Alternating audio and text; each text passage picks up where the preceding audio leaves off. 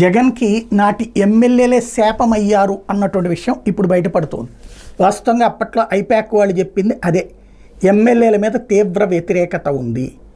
యాక్చువల్గా మద్యం ఇసుక ఈ రెండు ఎమ్మెల్యేలు తినడానికి బాగా ఉండేటటువంటి అవకాశం. అవి జగన్ ఎప్పుడైతే కట్టడి చేశాడో, అట్లాగే సంక్షేమ పథకాలు లాంటి వాటిట్లో తింటుంటారు, అది కట్టడి చేశాడో వేరే వేరే రూట్లు ఎత్తుక్కున్నారు. అందులో తమ అనుచరుల ద్వారా భూ కబ్జాలు లేదా భూ కబ్జాలు చేసిన అనుచరుల్ని ప్రోత్సహించడం, బయట అలాగే ఈ భూ సేకరణ సందర్భంగా భూముల దగ్గర భారీగా డబ్బులు వసూలు చేసుకోవడం, అట్లాగే అధికార యంత్రాంగాలతో మాట్లాడుకుని ఫర్ ఎగ్జాంపుల్ ఒకళ్ళు ఇల్లు కట్టుకుంటున్నారంటే వాళ్ళని బెదిరించి డబ్బులు వసూలు చేసుకోవడం, ఇట్లాంటివి చేసుకొచ్చారు. దాని పరిణామ క్రమమే జరిగినటువంటి వ్యవహారాలన్నీ కూడా ఇప్పుడు తాజాగా ఒక్కొక్కటి బయటపడుతున్నాయి. తెలుగుదేశం పార్టీ జనసేన కార్యాలయాలకు వస్తున్నటువంటి కంప్లైంట్లో చూస్తుంటే డైరెక్ట్ ఎమ్మెల్యేలు కాదు, ఎమ్మెల్యేల అనుచరుల అరాచకాలు, అంటే తమ అనుచరులు అరాచకాలు చేస్తున్నారని తెలిసిన ఎమ్మెల్యేలు చూస్తూ ఊరుకున్నారంటే అసలు ఎమ్మెల్యే దగ్గరికి వెళ్తారా, వీళ్ళు వెళ్ళనిస్తారా?